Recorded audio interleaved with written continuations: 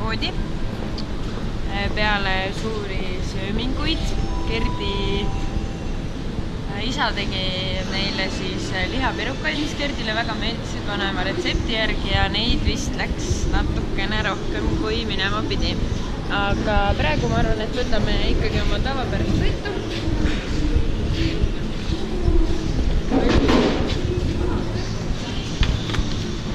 Siis hakklihasegu broileri rinnafileest. Nii, ja siia kõrvale ma arvan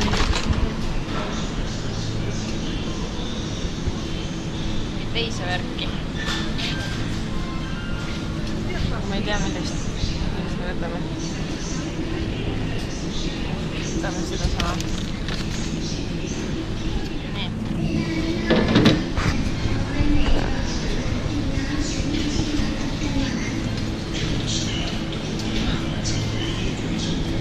Okei, lähme võtame maitsemad jogurtid.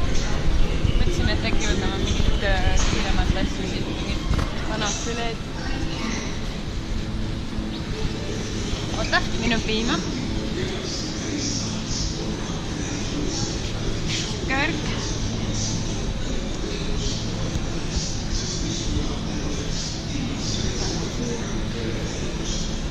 Kuna meil on üstelja.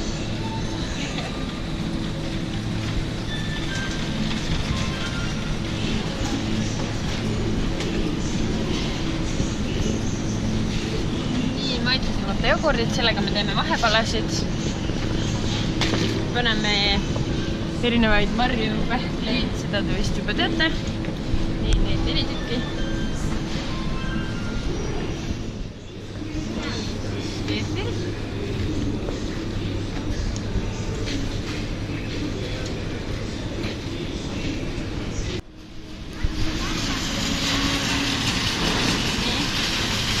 Sepiku ka siit.